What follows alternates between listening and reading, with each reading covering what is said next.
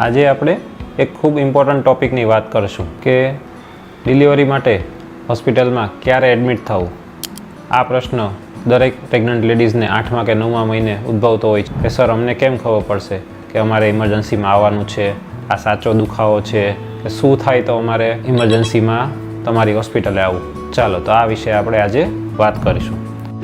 પહેલી વસ્તુ કે ડિલિવરીનો દુખાવો હોય તો હવે કહેવું તો બહુ સરળ છે કે દુખાવો ઉપડે ત્યારે આવજો, પરંતુ ડિલિવરીનો સાચો દુખાવો કેવો હોય, ખોટો દુખાવો કેવો હોય. ખોટો દુખાવો જો ડિલિવરીનો હોય તો એ સળંગ હોય, સતત હોય, ક્યારેય આવજા ન કરે, સતત હોય. અને ખોટો દુખાવો જો હોય તો એ વોકિંગથી અથવા તો આરામ કરવાથી બેસી જાય તો એ ખોટો દુખાવો હોય. આવો ખોટો દુખાવો પ્રેગ્નન્ટ લેડીઝને 8મા કે 9મા મહિને ઘણી બધી વખત થતો હોય છે. તો એવી દરેક વખતે તમારે હોસ્પિટલે જવાની, એડમિટ થવાની જરૂર નથી હોતી. હવે સાચો દુખાવો કેવો હોય તો સાચો દુખાવો ક્યારેય સળંગ ના હોય. દુખાવો આવે જાય એવું થાય. જ્યારે દુખાવો એક વખત આવે ત્યારે ધીરે ધીરે દુખાવાની તીવ્રતા વધે, પેટ એકદમ કઠણ થઈ જાય, પેટમાં પ્રેશર આવે, કમર દુખે, સાથળ દુખે, પેટ એકદમ કડક થઈ જાય.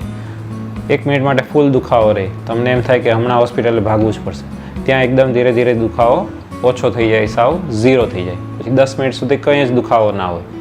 પછી પાછો 10 મિનિટ પછી ફરી દુખાવો આવે, ધીરે ધીરે એની તીવ્રતા વધે, પેટ કઠણ થઈ જાય, પેટમાં પ્રેશર આવે, કમરમાં દુખે, સાથળ દુખે. 1 મિનિટ માટે ફૂલ દુખાવો રહે, પછી ફરી દુખાવો શૂન્ય થઈ જાય.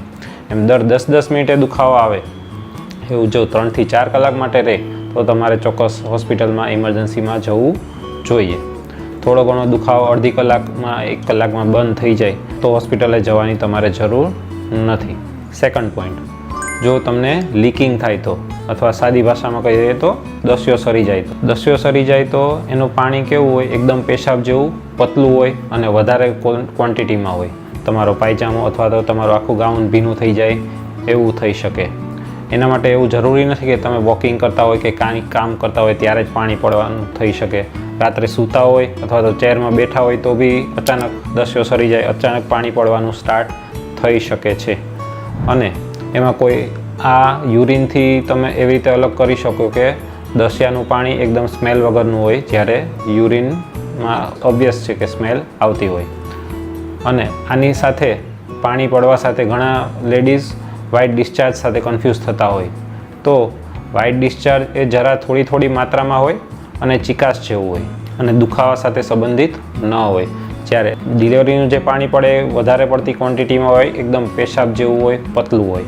આથી આ 2 વસ્તુનો તમે ફેરફાર જાણી શકશો. થર્ડ, બ્લીડિંગ થતું હોય જો તમને નીચેથી, બ્લીડિંગ એટલે ફ્રેશ ટોમેટો રેડ જેવું બ્લીડિંગ થાય તો ઇમરજન્સી કહેવાય.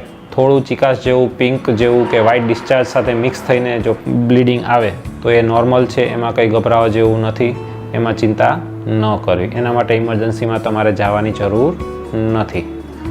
જો બ્લીડિંગ થતું હોય ટોમેટો રેડ જેવું તો એને અમારી ભાષામાં APH કહેવાય, કે જેના 2 કારણ હોઈ શકે. કાં તો પ્લાસેન્ટા પ્રિવિયા એટલે કે મેલી નીચે હોય, અથવા તો એબ્રોપ્શિયો પ્લાસેન્ટા કે જેમાં મેલી છૂટી પડે છે, એને કારણે બ્લીડિંગ થાય છે. આ 2માંથી કોઈ પણ કન્ડિશન હોય તો તમારે ઇમરજન્સીમાં તરત હોસ્પિટલે બતાવવું જોઈએ. ચોથું, જો બાળક ઓછું ફરકવાનું લાગે તો, બાળક નોર્મલી આખા દિવસમાં 12 કલાકમાં ઓછામાં ઓછું 10 વાર તો મૂવમેન્ટનું મધરને ખ્યાલ આવવો જ જોઈએ. એનાથી ઓછું હોય તો ઓછું કહેવાય. અને દિવસ દરમિયાન અથવા રાત દરમિયાન 2-3 કલાક તમને એવું લાગે કે નથી બાળક ફરતું તો નોર્મલ છે. 2-3 કલાક માટે બાળક પણ અંદર માતાના શરીરમાં સૂતું હોય તો ક્યારેક 2-3 કલાક સુધી તમને મૂવમેન્ટ ફીલ ન થાય. પણ કન્ટિન્યુઅસ 6-1 કલાક સુધી જો એક પણ મૂવમેન્ટ ફીલ ન થાય તો તમારે ડૉક્ટરને ચોક્કસ કન્સલ્ટ કરવું જોઈએ. ફિફ્થ થિંગ, જો તમારે સેકન્ડ પ્રેગ્નન્સી હોય અને આગળ તમારે સિઝેરિયન હોય તો આ પ્રેગ્નન્સી દરમિયાન 9મા મહિને જો તમને દુખાવા સાથે આગળના સિઝેરિયનના ટાંકા ખેંચાતા હોય તો એવા સંજોગોમાં પણ તમારે ઇમરજન્સીમાં ડૉક્ટરને બતાવવું જોઈએ. હું આશા રાખું છું કે આ બધી વસ્તુની સમજણથી તમને હોસ્પિટલમાં ક્યારે ઇમરજન્સીમાં જવું એ માટે મદદ મળશે. Bye bye.